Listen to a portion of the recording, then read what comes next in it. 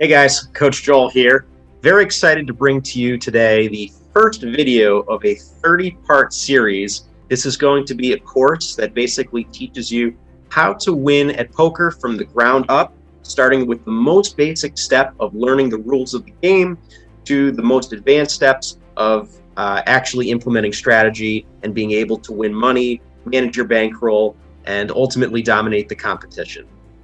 So anybody who's tried to learn Texas Hold'em has realized that there is a ton of information out there.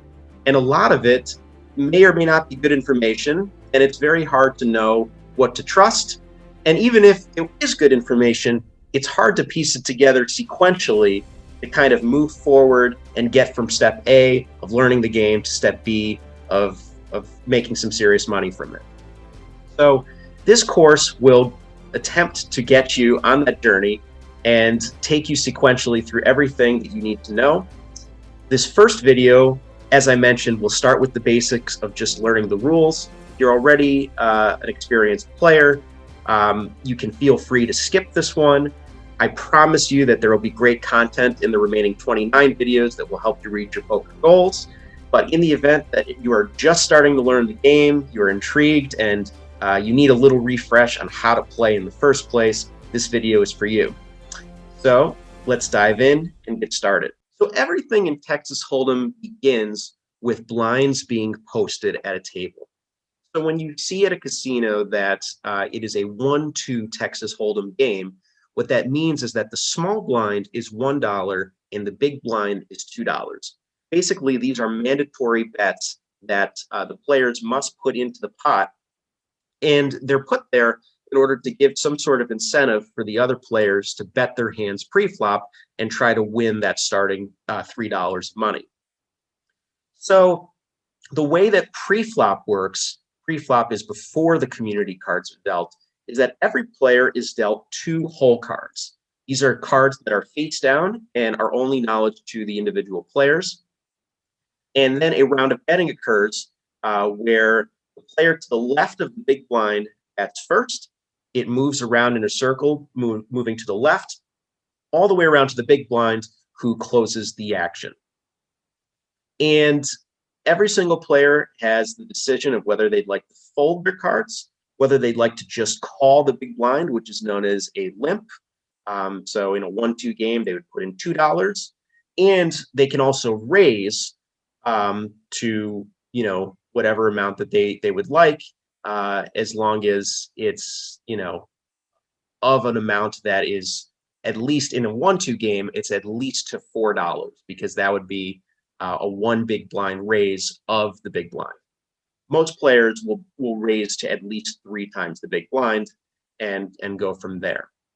So after players act pre-flop, after a single player acts, let's say under the gun is dealt the hand ace of spades and king of spades. So this is a very strong starting hand, definitely premium, and definitely he's going to want to raise. So let's say he makes it $6, 3 times the big blind. It would then move the player to his left, who can decide whether to call the $6, to re-raise to a different amount, or to fold. Folding means you're not going to play the hands, you can't lose any money, but you also can't make any money. Calling means you'd like to see the flop at the price that's been offered. And raising, obviously, is when you'd like to put more money into the pot and put your opponent to the test. So the 2 ways that you can win in Texas Hold'em are if at the end of the community cards being dealt out, there will ultimately be 5 cards dealt out, and your 2 cards combined with those 5 make the best 5-card hand compared to your opponent's. You win the pot that's in the middle. That's one way to win the money. The other way to win is if every player folds and you have not folded, and you're the last one standing in a round, a single hand. And in that case, you also win the money in the middle. So you can see how these 2 different ways of winning create 2 different strategies where you can either try to have the best hand and get called by worse hands, or you can have a weaker hand and force everybody out of the pot with bluffs. And with bluffs, you can also win big pots. So In this example, let's say that the player raised to $6 and everybody folds except to come back to the small blind. Now remember, the small blind has already invested $1. So they're getting a discount if they would like to call here. It would be $5 more for them because the price is $6. Let's assume they fold and it goes to the big blind. Now the big blind is invested for $2. He would need to call $4 in order to be able to see the flop. Again, the big blind can call, can raise, or can fold. Let's assume in this example, he decides to call the $4. So now he's in for 6 total. We've put in 6. The pot is now $13. And at this point, the pre-flop action is settled. So at this point, a flop is dealt. Let's say that the flop comes Jack, 10, 9. So right now, we have a draw to a straight. A straight is where you have 5 cards in a row. We'll get more into that when we talk about hand ranks shortly. But let's say the big blind decides to check. And one thing to note is that pre-flop, the under the gun player, who in this case was us, the under the gun player who is to the left of the big blind has to act first. Post-flop, the blinds have to act first. So if the small blind had been in the hand, they would have to act first, followed by the big blind, and then followed by the under the gun player. It always moves to the left. So if the big blind checks, it's now on us, and we can decide to check our hand or to bet our hand. If we bet and the big blind were to fold, we would win the pot that's in the middle. If we were to bet and the big blind were to call, another card will be dealt. And again, we're progressing in the hand, and hopefully if we get to the end and both players turn over the cards, we are holding the best 5-card hand so that we win the money that's in the middle. So let's say that we decide to bet and the big blind calls. After that, another card is dealt. Let's say it is the 2 of spades. And let's say that this time the big blind decides to bet half the pot, and it's on us. In some cases, we would want to raise this bet as what's called a semi-bluff. We don't have a made hand yet, but we have a lot of possibilities to make our hand. We can hit any spade. Potentially, our ace is an out. Maybe some of the time our king is an out, although that one might be less likely. And we can also hit a queen for a Broadway straight. But in this example, just to simplify, let's say we decide to call the big blind's bet. He's betting $12 into $25, and we call. So let's say the pot is now, $49, rounded up. Let's say it's $50 just for simplicity, and the river comes the 3 of clubs. So unfortunately, our hand has missed everything. We are left with just ace high. We had a hand with a ton of possibilities. None of them really panned out. And now the big blind bets $25 into us, and it's our decision. So if we call the $25, it'll be $100 in the pot. And if we have the best 5-card hand, in our case, we'd be playing the ace, the king, the jack, 10, and 9. Once the cards turn over, we would win the money that's in the middle. However, if the cards now turn over and the big blind has the better 5-card hand, we would lose that $25 river bet that we just called, and the big blind would make a nice profit. In order to know whether we should be calling or folding on this river, the river, by the way, is the 5th card that's dealt. Flop is the first 3 cards. The turn is the 4th card. In order to know if we should be calling, we need to know what beats what, and we need to know very basic hand ranks. So let's get into that. So this is a diagram of what beats what. And in this example, what we were holding are high cards. So we did not have a pair. We only had an ace and a king, which is the best high card hand that you could hold, but we lose to any pair that the big blind potentially had. So if the big blind had a jack, the big blind had a 10, if the big blind had a 9, really anything, we'd be losing. And so that makes it that much harder of a call on the river. So as mentioned, a pair beats a high card. And the general rule here is that within each category, the tiebreaker is always which one is higher. So a higher pair beats a lower pair. If you have the same pair, the kicker is what it comes down to. So if both players had top pair and one player had a king kicker versus a queen kicker, the player with the king kicker would win. Now, beating one pair is two pair. You can see in this hand, an example of two pair would be holding aces, kings, and a queen as your 5-card hand. Now, remember, these are diagrams of the 5 cards you would actually be playing.